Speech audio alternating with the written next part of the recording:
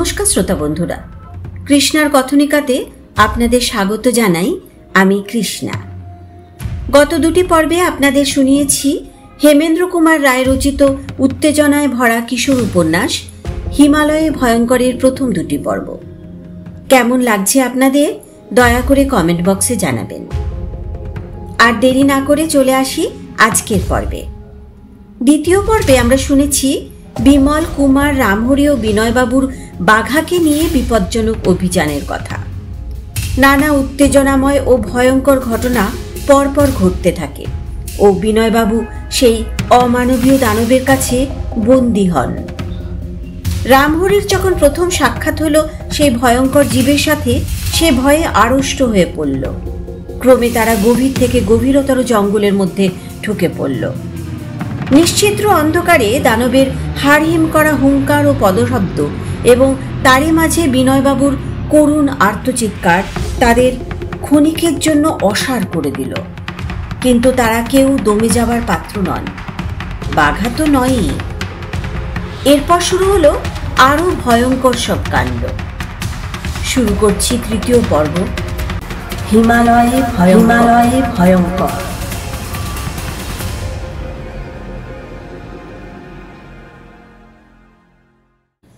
তোমাদের মধ্যে যারা কলকাতায় থাকো তারা জানো বোধহয় নিউ ইয়ার্স ডে রাত্রি দুপুরের সময় গঙ্গা নদীর স্টিমারগুলো একসঙ্গে এমন ভো দিয়ে ওঠে, কান যেন ফেটে যায়। হিমালয়ের পাহাড় জঙ্গলের মধ্যে এই ভীষণ অন্ধকারাচ্ছন্ন রাত্রে বিমল, কুমার ও রামহরির চারিদিক থেকে এখন অনেকটা তেমনি ধারা বিকট চিৎকারই জেগে উঠেছে। তবে স্টিমারের ভো দেওয়ার ভিতরে ভয়ের ব্যাপার কিছু নেই, কিন্তু এখানকার এই অস্বাভাবিক কোলাহলে অবর্ণনীয় আতঙ্কে ও যন্ত্রণায় সকলের প্রাণ যেন ছটফট করতে লাগলো। আর এই চিৎকার কোনো যন্ত্রের চিৎকার নয়, এ ভয়াবহ চিৎকারগুলো বেরিয়ে আসছে অজানা ও অদৃশ্য সব অতিকায় জীবের কণ্ঠ থেকেই। 200-250 সিংহ একসঙ্গে গর্জন করলেও তা এতটা ভয়ঙ্কর বলে মনে হতো না। প্রথমটা সকলেই কি করবে ভেবে না পেয়ে হতভম্ব হয়ে দাঁড়িয়ে রইল। চারিদিক থেকেই সেই বিকট চিৎকার উঠছে, কাজেই কোনো দিকে পালাবার উপায় নেই। কুমারের মনে হলো তাদের দিকে ক্রুদ্ধ অগ্নিময় দৃষ্টি নিক্ষেপ করতে করতে দৈত্য দানবের মতো কারা যেন চাচাতে চাচাতে পায়ে পায়ে এগিয়ে আসছে, ক্রমেই এগিয়ে আসছে। তাদের কবল থেকে মুক্তি লাভের আর কোনো উপায় নেই। হঠাৎ বিমল বলে উঠল, কুমার, উঠে দাঁড়াও, হাত পা গুটিয়ে চুপ করে থাকবার সময় নয়, বন্দুক ছোড়ো, যা থাকে কপালে। বিমল ও কুমার লক্ষ্যহীন ভাবেই অন্ধকারের ভিতর গুলির পর গুলি চালাতে লাগলো। তাদের দেখা দেখি রামহরিও সব ভয় ভুলে বন্দুক ছুটতে কসুর করলেন না।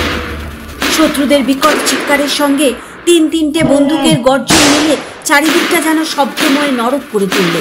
কাজেই বন্দুকের গুলিতে আহত হয়ে কেউ আর্তনাদ করলে কি না সেটা বোঝাই গেল না। কিন্তু 2-1 মিনিটের মধ্যেই সমস্ত গোলমাল একেবারে থেমে গেল। অন্ধকারের ভিতরে আরো কয়েকটা গুলি চালিয়ে বিমল বললে, আমাদের ভয় দেখাতে এসে হতভাগারা এইভাবে নিজেরাই ভয় পালিয়েছে। বন্দুকের এমনই মহিমা। কুমার বললে, নিচেই তারা ভয় পেয়ে পালিয়েছে।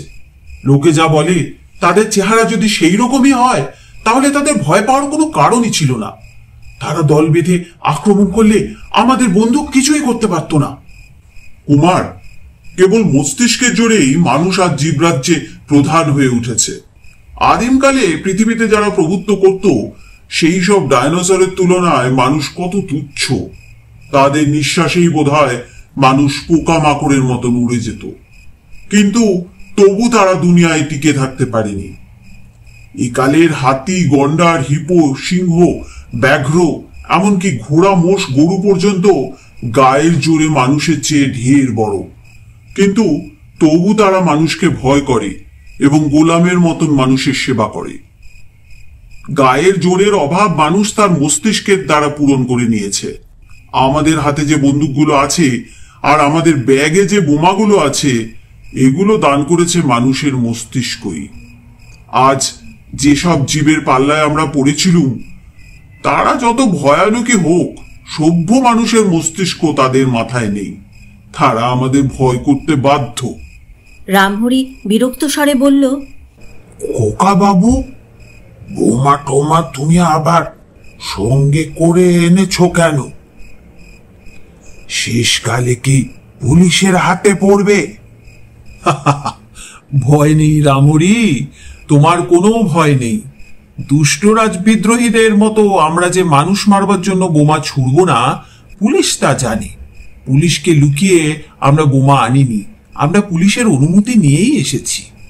পূর্ব দিকে একটু একটু করে আলো ফুটছে। ভোর হতে আর দেরি নেই। সকাল পর্যন্ত বিশ্রাম করে তারপর আবার যাত্রা শুরু করা যাবে। বিমল, শুনতে পাচ্ছ? কাছে কোথায় জলের শব্দ হচ্ছে। বোধহয় আমরা রঙ্গু নদীর তীরে এসে পড়েছি। এখন সেসব ভাবনা ভুলে ঘন্টাখানেকের জন্য চোখ মুদে নাও, বাঘা ঠিক পাহারা দেবে। সকালের আলোয় সকলের ঘুম ভেঙে গেল। বিমল উঠে বসে চেয়ে দেখলে তার চারিদিকে শাল ও দেবদারু এবং আরও অনেক রকমের গাছের ভিড়। গাছের তলায় তলায় লতা গুল্ম ভরা ঝোপঝাপ। নীল আকাশ দিয়ে সোনার জলের মতো সূর্যের আলো ঝরে পড়ছে। মিষ্টি বাতাসে পাখনা কাঁপিয়ে প্রজাপতিরা আনাগোনা করছে রং বেরঙের ফুলের টুকরোর মতো। দার্জিলিংয়ের চেয়ে এখানকার হাওয়া অনেকটা গরম। কালকে নিবিড় অন্ধকারে যে স্থানটা অত্যন্ত ভীষণ বলে মনে হচ্ছিল, আজকের ভোরের আলো তাকেই যেন পরম শান্তিপূর্ণ করে তুলেছে। বিমল ও কুমার তীক্ষ্ণ দৃষ্টিতে চারিদিক পরীক্ষা করতে করতে এগিয়ে গেল। স্থানে স্থানে লতাগুল্ম ছিন্ন বিচ্ছিন্ন হয়ে আছে, যেন তাদের উপর দিয়ে খুব ভারী কোনো জীব চলে গিয়েছে। এক জায়গায় অনেকখানি পুরু রক্ত জমাট বেঁধে আছে। কুমার বললে, বিমল, আমাদের বন্দুক ছোড়া তাহলে একেবারে ব্যর্থ হয়নি। দেখো দেখো, এখানে রক্ত মাখা সেই রকম মস্ত মস্ত পায়ের দাগও রয়েছে। যে দাগগুলো সামনে জঙ্গলের ভিতরে চলে গিয়েছে। আচমবিতে পেছন থেকে শোনা গেল বাঘার ভীষণ চিৎকার। কুমার ত্রস্ত স্বরে বললে, বাঘা? বাঘা তো নিশ্চিন্তে ঘুমাচ্ছিল। আমি তাকে একটা গাছের গোড়ায় বেঁধে এসেছি। হঠাৎ কি দেখে সে চেঁচালি।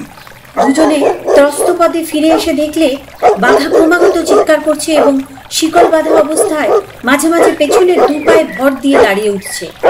বিমল বললে, রামহরিও তো এখানেই শুয়েছিল। রামহরি কোথায় গেল? রামহরি, রামহরি, রামহরি! কিন্তু রামহরির কোনো সাড়া পাওয়া গেল না। কুমার ভয়ার্ত কণ্ঠে বলে উঠল, তবে কি তারা রামহরিকেও চুরি করে নিয়ে গেল? কুমার, বাঘাকে এগিয়ে দাও। শত্রু কোন দিকে গেছে বাঘা তা জানে। কুমার ও বিমলের আগে আগে বাঘা আবার এগিয়ে চলল মাটির ওপরে নাক রেখে।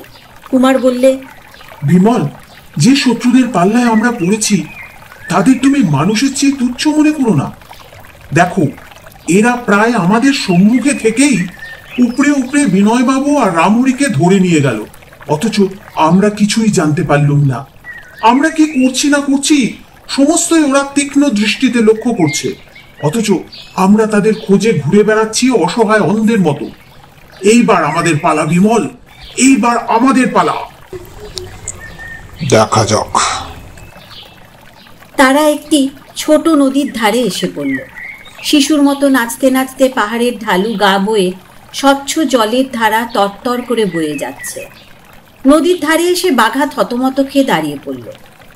তারপর ব্যস্তভাবে ঘেউ ঘেউ করতে লাগলো, যেন সে বলতে চায়, শত্রুর পায়ের গন্ধ জলে ডুবে গেছে, এখন আমায় আর কি করতে হবে বলো? বিমল বললে, আমরা রঙ্গু নদীর তীরে এসে পড়েছি। এটা রঙ্গিত নদীর একটি শাখা। এই জায়গাটা দার্জিলিং থেকে কত দূরে? এখান থেকে দার্জিলিং 11-12 মাইলের কম হবে না। আরো কিছু দূর এগোলেই আমরা সিকিম রাজ্যের সীমানায় গিয়ে পড়ব। তাহলে এখন আমাদের উপায়? বাঘা তো শত্রুদের পায়ের গন্ধ হারিয়ে ফেলেছে, এখন আমরা কোন দিকে যাব? পায়ের গন্ধ বাঘা এই নদীর ধারে এসেই হারিয়ে ফেলেছে। এই দেখো শত্রুদের পদচিহ্ন। তারা নদীর ওপারে গিয়ে উঠেছে। এই তো এইটুকু নদী। আমরা অনায়াসে ওপারে যেতে পারবো। বলেই বিমল জলে নেমে পড়ল। তার সঙ্গে সঙ্গে নামলো বাঘাকে নিয়ে কুমারও।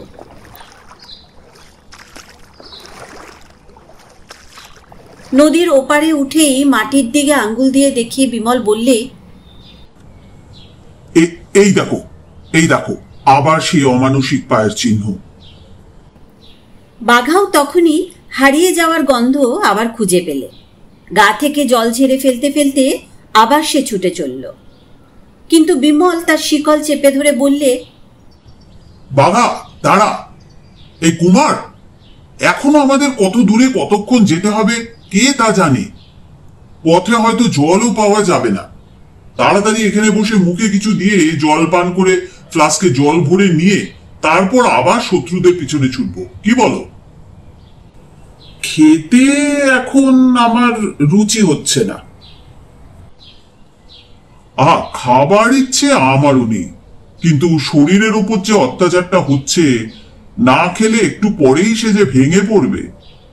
খানকয় স্যান্ডউইচ আছে, টপ টপ করে খেয়ে ফেলো। এই নে বাঘা, তুইও নে।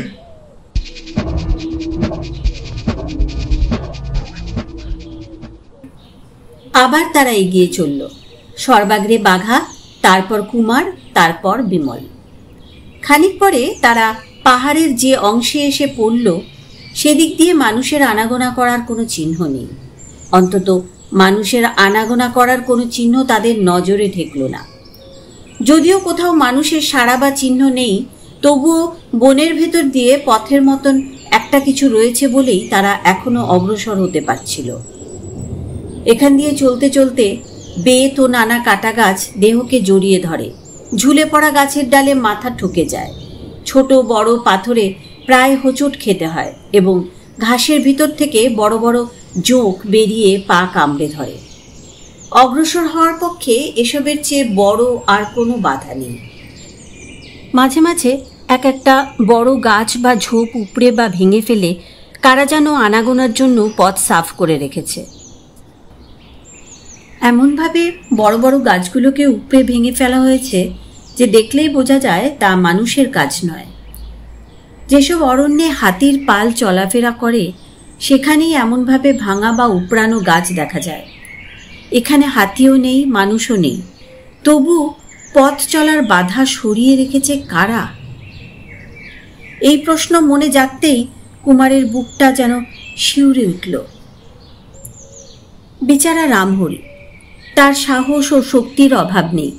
মূর্তিমান মৃত্যুর সামনেও সে কতবার হাসি মুখে ছুটে গিয়েছে, কিন্তু এক ভূতের ভয়েই সে সর্বদা কাতর হয়ে পড়ে।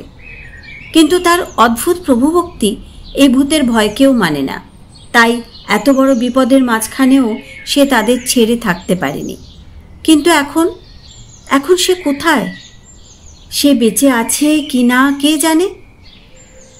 একটা পাহাড়ের খানিকটা যেখানে পথের উপর ঝুঁকে আছে, সেইখানে বাঘা হঠাৎ ডান দিকে মোড় ফিরলে। কুমারও সেই দিকে ফিরলে এবং সঙ্গে সঙ্গে পিছন দিকে কি একটা শব্দ শুনেই চমকে উঠে আবার ফিরে দাঁড়ালো এবং তারপর সে কি দৃশ্যই দেখল। ঝুঁকে পড়া পাহাড়ের উপর থেকে প্রকাণ্ড অজগর সাপের মতো মোটা এবং কালো রোমশ একখানা হাত বিমলের মুখ ও গলা একসঙ্গে চেপে ধরে তার দেহকে তুলে নিয়ে যাচ্ছে।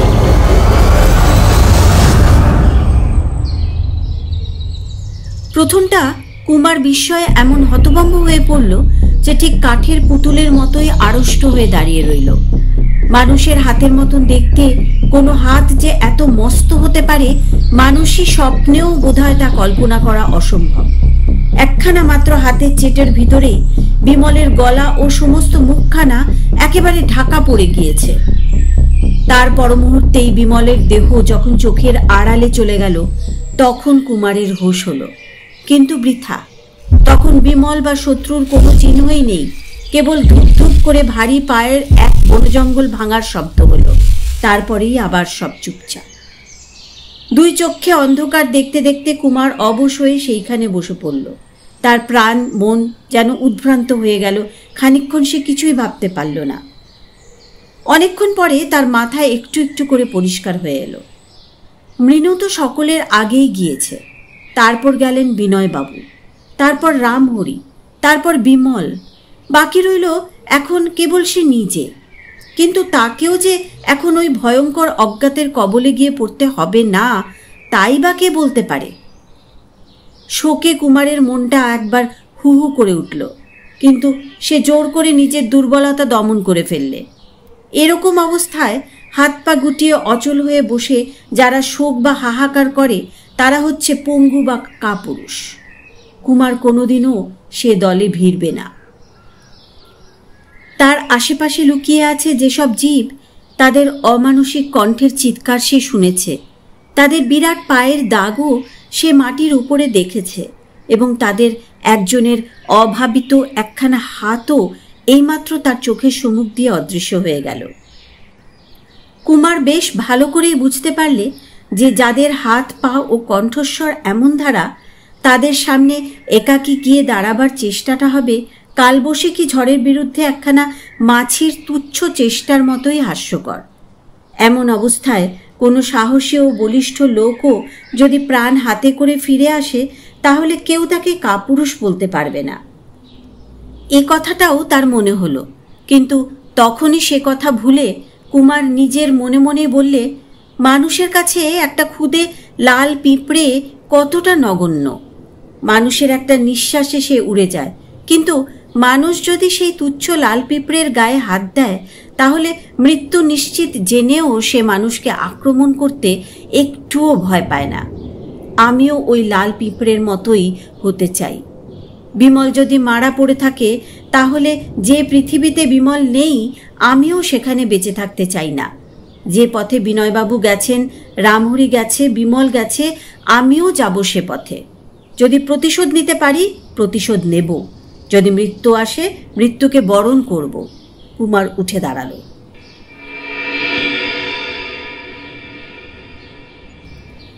বাঘাকে ধরে রাখা দায়। উপরকার পাহাড়ের যেখানে খানিক আগে শত্রুহস্ত আবির্ভূত হয়েছিল, বিষম গর্জন করতে করতে বাঘা এখন সেইখানেই যেতে চায়। বারংবার হুমকি দিয়ে সে সামনের দিকে ঝুঁপিয়ে পড়ে, কিন্তু তারপরেই শিকলের বাধা পেয়ে পেছনের দুপায়ে ভর দিয়ে দাঁড়িয়ে উঠে সুমুখের দুপায়ে যেন মহা আক্রোশে শূন্যকেই আঁচড়াতে থাকে। কুমারের হাত থেকে শিকল খসে পড়ে আর কি, কিন্তু কুমার শিকলটাকে হাতে পাকিয়ে ভালো করে ধরে রইল। সে বুঝলে এই ভয়াবহ দেশে একবার হাতছাড়া হলে বাঘাকে আর খুঁজে পাওয়া যাবে না। এখন বাঘাই তার একমাত্র সঙ্গী, তার কাছ থেকে সে অনেকটা সাহায্যই প্রত্যাশা করে। এ পথে এখন বাঘা তার শেষ বন্ধু। পাহাড়ের গা বেয়ে বেয়ে কুমার উপরে উঠতে লাগলো। খানিক পরেই বিমল যেখান থেকে অদৃশ্য হয়েছিল সেইখানে গিয়ে উপস্থিত হলো, কিন্তু সেখানে শত্রু বা মিত্র কারোরই কোনো চিহ্ন নেই। কুমার পায়ের তলায় পাহাড়ের গা তীক্ষ্ণ নেত্রে পরীক্ষা করে দেখল, কিন্তু রক্তের দাগ না দেখে কতকটা আশ্বস্ত হলো। সে এখন কি করবে, কোন দিকে যাবে? এখানে তো পথের বা বিপথের কোনো চিহ্নই নেই। যত দূর চোখ যায়, গাছপালা জঙ্গল নিয়ে পাহাড়ের ঢালু গা ক্রমেই উপরের দিকে উঠে গিয়েছে, কিন্তু কুমারকে কোন দিকে যেতে হবে বাঘাই আবার তা জানিয়ে দিলে।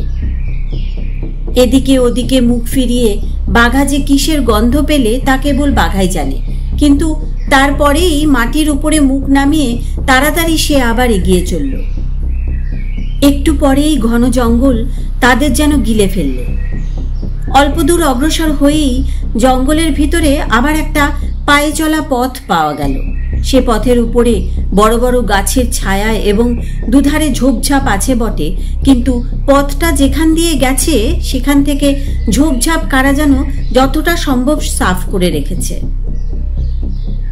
এইভাবে বাঘার সঙ্গে কুমার প্রায় ঘন্টা তিনেক পথ দিয়ে ক্রমাগত উপরে উঠতে লাগলো, কিন্তু সারা পথে কেবল দু চারটে বুনো কুকুর ছাড়া আর কোনো প্রাণীর সাক্ষাৎ পেলে না।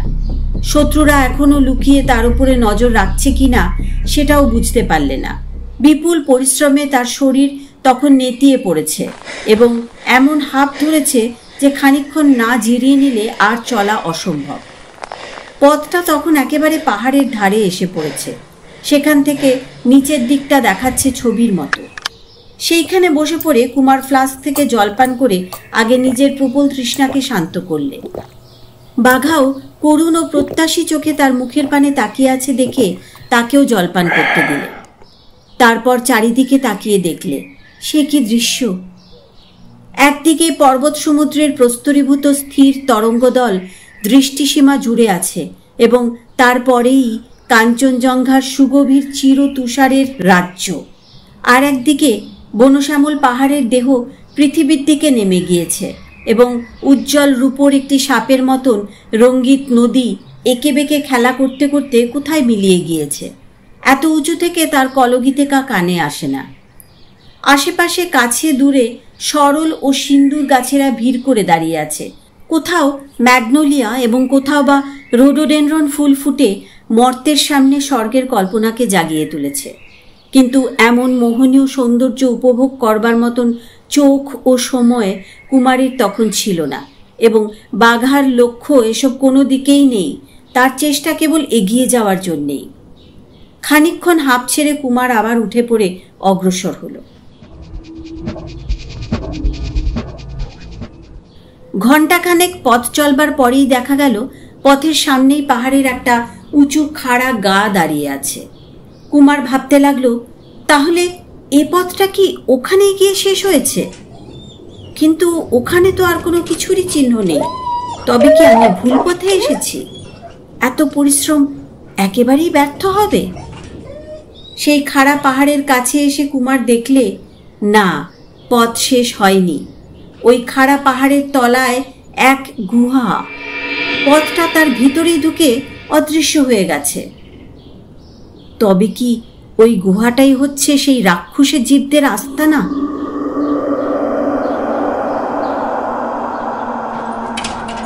বাহির থেকে উকিঝুঁকি মেরে কুমার গুহার ভিতরে কিছুই দেখতে পেলে না। তার ভিতরে স্তম্ভিত হয়ে বিরাজ করছে কেবল ছিদ্রহীন অন্ধকার ও ভীষণ স্তব্ধতা। টর্চের আলো ফেলেও বোঝা গেল না গুহাটা কত বড় এবং তার ভিতরে কি আছে। বাঘা সেই গুহার ভিতরে ঢুকবার জন্য বিষম গোলমাল করতে লাগলো। বাঘার রকম দেখে কুমারেরও বুঝতে বাকি রইল না যে শত্রুরা ওই গুহার ভিতরেই আছে। এখন কি করা উচিত? গুহার বাইরে চুপচাপ দাঁড়িয়ে থেকেও কোনো লাভ নেই এবং গুহার ভেতরে ঢুকলেও হয়তো কোনো সুবিধাই হবে না। শত্রুরা হয়তো তার জন্যেই আনাচে কানাচে গা ঢাকা দিয়ে আছে।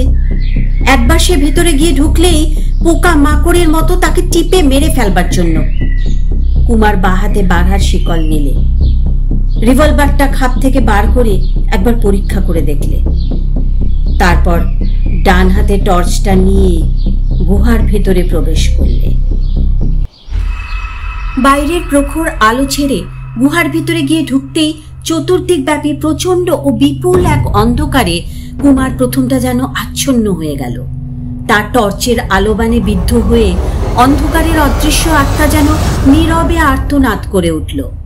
সেখানকার অন্ধকার হয়তো জীবনে এই প্রথম আলোকের মুখ দেখলে। টর্চের আলোক শিখা ক্রমেই কম উজ্জ্বল হয়ে দূরে গিয়ে কোথায় হারিয়ে গেল। কুমার বুঝলে এ বড় যে সে গুহা নয়। টর্চের মুখ ঘুরিয়ে ডাইনে বাঁয়েও আলো ফেলে সে পরীক্ষা করে দেখলে, কিন্তু কোনো দিকেই অন্ধকারে থই পাওয়া গেল না। এত বড় গুহা ও এত জমাট অন্ধকারে ভিতরে কোন দিকে যে যাওয়া উচিত সেটা আন্দাজ করতে না পেরে কুমার চুপ করে দাঁড়িয়ে রইল। কিন্তু বাঘার ঘ্রাণ শক্তি তাকে বলে দিলে শত্রুরা কোন দিকে গেছে। শিকলে টাল মেরে সে আবার একদিকে অগ্রসর হতে চাইলে অগত্যা কুমারকেও আবার বাঘার উপরেই নির্ভর করতে হলো। কিন্তু আগেকার মতো বাঘা এখন আর দ্রুত বেগে অগ্রসর হলো না। সে কয়েক পদ এগিয়ে যায়, আচমকা থমকে দাঁড়িয়ে পড়ে। এদিক ওদিক তাকিয়ে কান খাড়া করে কি যেন শোনে এবং গড় গড় করে গচরাতে থাকে, যেন সে শত্রুর খোঁজ পেয়েছে। কিন্তু সেই ভীষণ অন্ধকার রাজ্যে শত্রুরা যে কোথায় লুকিয়ে আছে অনেক চেষ্টার পরেও কুমার তা আবিষ্কার করতে পারল না। অদ্ভুত সে অন্ধকার গুহার স্তব্ধতা। বাদুরের মতন অন্ধকারের জীবের পাখনাও যেখানে ঝটফট করছে না, স্থির স্তব্ধতার মধ্যে নিঃশ্বাস যেন রুদ্ধ হয়ে আসে এবং নিজের পায়ের শব্দে নিজেরই গায়ে কাটা দেয়। কিন্তু বাঘার হাবভাবের অর্থ কুমার ভালো রকমই জানে। যদিও শত্রুর কোনো চিহ্নই তার নজরে ঠেকল না, তবু এটুকু সে বেশ বুঝতে পারলে যে বাঘা যখন এমন ছটফট করছে তখন শত্রুরা আর বেশি দূরে নেই।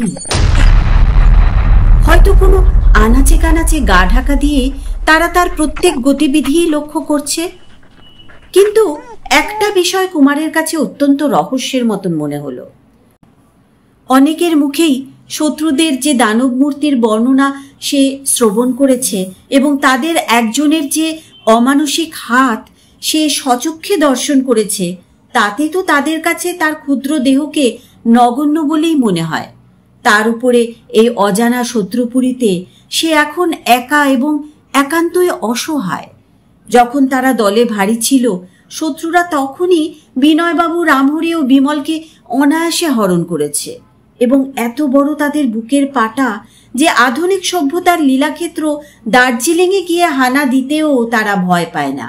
কিন্তু তারা এখনো কেন লুকিয়ে আছে? কেন তাকে আক্রমণ করছে না? এর কারণ কি? কিসের ভয়ে তারা সম্মুখে আসতে রাজি নয়?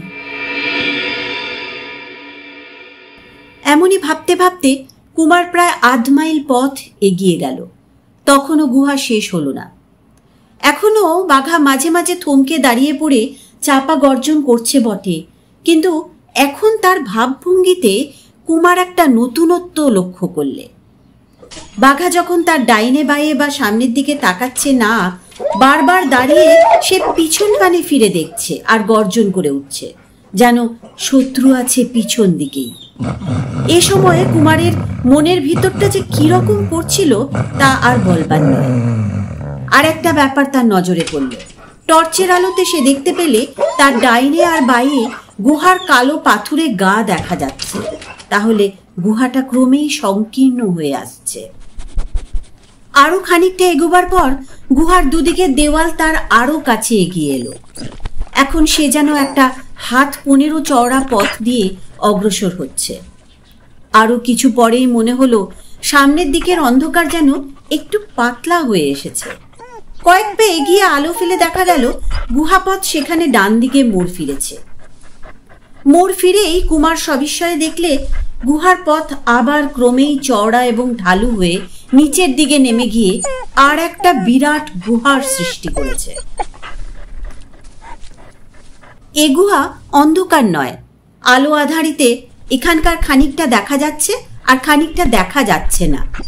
সন্ধ্যার কিছু আগে পৃথিবী যেমন আলো ছায়ার মায়া ভরা হয়, এই নতুন গুহার ভিতরে ঠিক তেমনি ধারায় আলো আর ছায়ার লীলা দেখা যাচ্ছে। এই আলো আধারির পরে একদিকে ঠিক আগেকার মতোই নিরেট অন্ধকার বিরাজ করছে এবং আর একদিকে অনেক তফাতে উপর থেকে একটা উজ্জ্বল আলোকের ঝর্ণা ঝরে পড়ছে।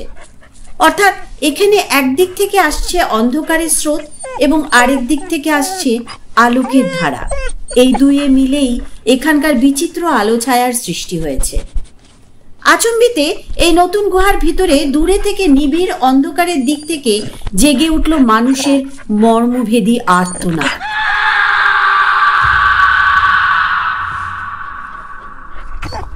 অত্যন্ত যন্ত্রণায় কে যেন তীক্ষ্ণ স্বরে কেঁদে উঠল। তারপরেই সব চুপচাপ। কার এ কান্না? নিশ্চয় বিমলের নয়, কারণ মৃত্যুর মুখে পড়লেও বিমল যে কোনোদিনই কাতরভাবে কাঁদবে না কুমার তা জানত। মঙ্গল গ্রহেও ময়নামতির মায়াকাননে গিয়ে বিনয়বাবুর সাহসও সে দেখেছে। তিনিও এমন শিশুর মতন কাঁদবেন বলে মনে হয় না। তবে কি রামহরি বেচারি এমন ভাবে কেঁদে উঠল? অসম্ভব নয়। তার বুকের পাটা থাকলেও ভূতের ভয়ে সে সব করতে পারে। হয়তো কল্পনায় ভূত দেখে সে কোকিয়ে উঠেছে। না, কল্পনাই বা বলি কেন? আজ সকালেই আমার চোখের উপরে যে হাতের বাঁধনে বিমল বন্দী হয়েছে সে কি মানুষের হাত? কিন্তু এ আর্তনাদ জারি হোক, তার উৎপত্তি কোথায় এবং কোন দিকে ভালো করে বোঝবার আগেই সেই আর্তনাদ থেমে গেল। কেবল গুহার বিরাট গর্তের মধ্যে সেই একই কণ্ঠের আর্তনাদ প্রতিধ্বনির মহিমায় বহুজনের কান্নার মতন চারিদিক অল্পক্ষণ তোলপাড় করে আবার নীরব হল। গুহার মধ্যে আবার অস্বাভাবিক নিস্তব্ধতা। নিজের হৃৎপিণ্ডের দুপদুপুনি নিজের কানেই শোনা যায়। কুমার খানিকক্ষণ দাঁড়িয়ে অপেক্ষা করলে যদি আবার সেই কান্না শোনা যায়, কিন্তু কান্না আর শোনা গেল না। তখন কুমার বাঘাকে ডেকে শুধালে, হ্যাঁ রে বাঘা, এবারে কোন দিকে যাবো বলতে কি? বাঘা যেন মনিবের কথা বুঝতে পারলে। সে একবার লেজ নাড়লে, একবার পিছন পানে চেয়ে গর গর করলে, তারপর ফিরে পাহাড়ের ঢালু গা বয়ে নিচের দিকে নামতে লাগলো। বাঘার অনুসরণ করতে করতে কুমার নিজের মনে মনেই বলতে লাগলো, বাঘার বারবার পিছনে ফিরে তাকানোটা আমার মোটেই ভালো লাগছে না। শত্রুরা নিশ্চয়ই আমার পালাবার পথ বন্ধ করেছে। এখন সামনের দিকে এগুলো ছাড়া আমার আর কোনো উপায় নেই। প্রাণ নিয়ে ফেরবার কোনো আশাই দেখছি না। এখন মরবার আগে একবার খালি বিমলের মুখ দেখতে চাই। গুহার মেঝে আর ঢালু নেই, সমতল। কুমার আলোকের সেই ঝর্ণার দিকে এগিয়ে চলল। চারিদিকে আগে অন্ধকারের বেড়াজাল, তারপর আবছায়ার মায়া, এবং তারই মাঝখানে সেই আলো নিঝড় ঝরে পড়ছে, যেন দয়ালু আকাশের আশীর্বাদ। কি মিষ্টি সে আলো! কুমার আন্দাজে বুঝলে গুহার ছাদে নিশ্চয় কোথাও একটা বড় ফাঁক আছে। হঠাৎ অনেক দূর থেকে অদ্ভুত একটা শব্দ জেগে উঠল। কুমার চমকে উঠে আবার দাঁড়িয়ে পড়ল। বাঘা উৎকর্ণ হয়ে শুনতে লাগলো।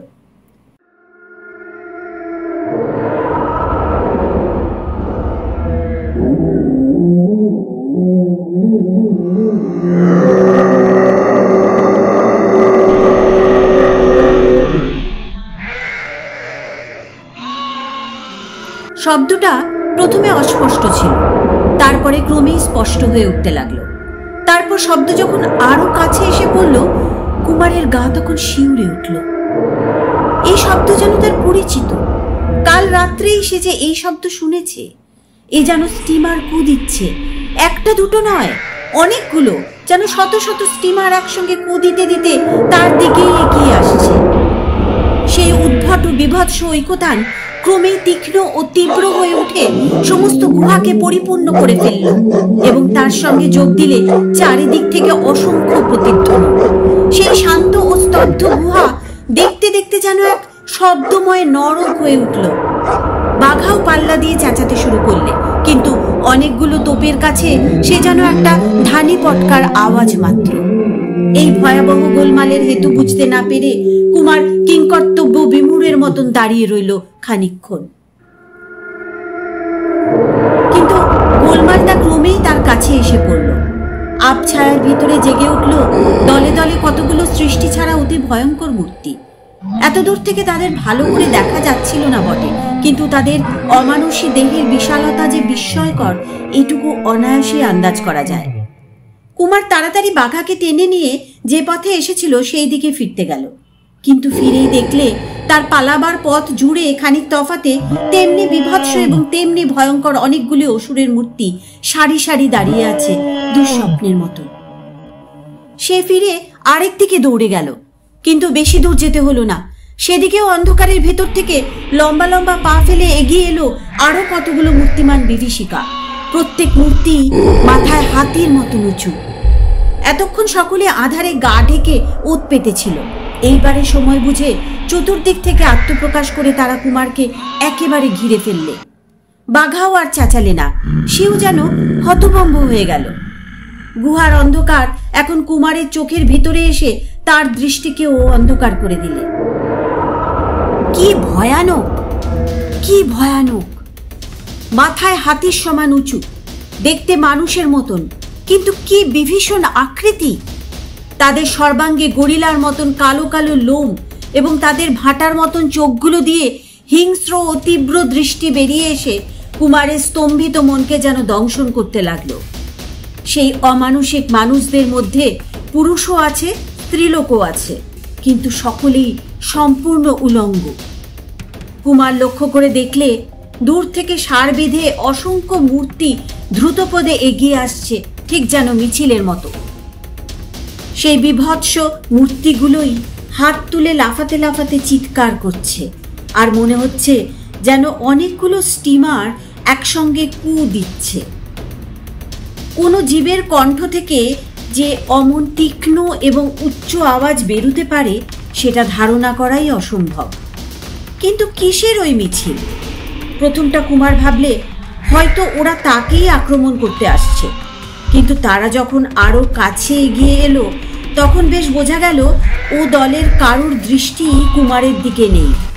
নিজেদের খেয়ালে তারা নিজেরাই মত্ত হয়ে আছে। চারিদিকের অন্ধকারের ভিতর থেকে এতক্ষণে আরো যেসব অপরূপ মূর্তি একে একে বেরিয়ে আসছিল, তারাও এখন যেন কুমারের অস্তিত্বের কথা একেবারেই ভুলে গেল। অত্যন্ত কৌতূহলের সঙ্গে সেই মিছিলের দিকে তাকিয়ে তারাও সবাই হাত পা ছুঁড়ে লাফাতে লাফাতে তেমনি বিকট স্বরে চিৎকার জুড়ে দিল।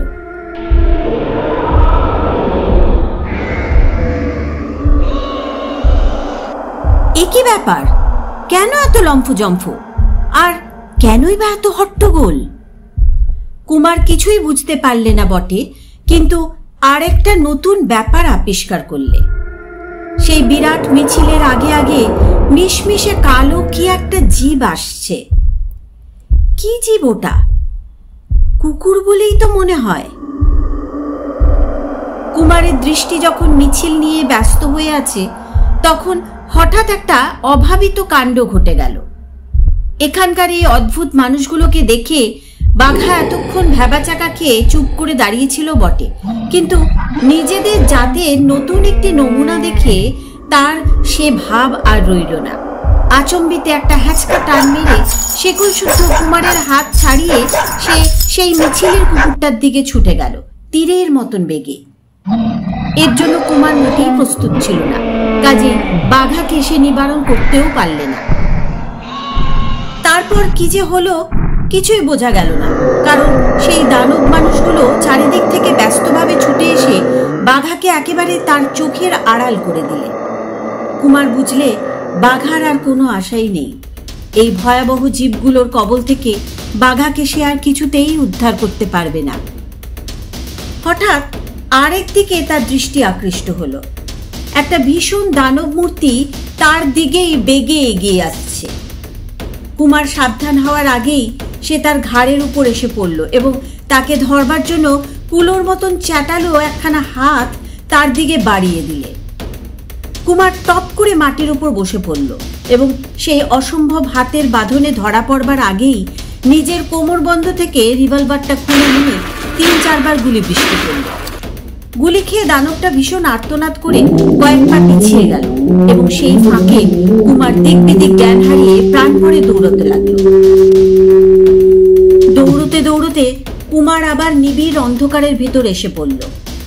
দৌড়ে কোথায় যাচ্ছে সে তা বুঝতে পারল না বটে, কিন্তু তার পিছনে পিছনে মাটির ওপরে ভারী ভারী পা ফেলে সেই আহত ও ক্রুদ্ধ দানবটা যে ধেয়ে আসছে এটা তার আর জানতে বাকি রইল না। আচম্বিতে কুমারের পায়ের তলা থেকে মাটি যেন সরে গেল। দুই হাতে অন্ধকার শূন্যকে আঁকড়ে ধরার জন্য সে একবার বিফল চেষ্টা করলে এবং পর মুহূর্তে কঠিন পাথরের গায়ে আছড়ে পড়ে সমস্ত জ্ঞান হারিয়ে ফেললে। কতক্ষণ পরে তার জ্ঞান হলো সে তা জানে না, কিন্তু চোখ খুলে সে আবার দেখলে তেমনি ছিদ্রহীন অন্ধকারেই চারিদিক আবার সমাধির মতোই স্তব্ধ। দানবের কোনো সাড়াই আর কানে আসে না। এদিকে ওদিকে হাত বুলিয়ে অনুভবে বুঝলে সে পাহাড়ের গায়েই শুয়ে আছে। আস্তে আস্তে উঠে বসল। ২-৪ বার হাত পা নেড়ে চেড়ে দেখল তার দেহের কোনো জায়গা ভেঙে গেছে কিনা। হঠাৎ সে চমকে উঠল। অন্ধকারে পায়ের শব্দ হচ্ছে।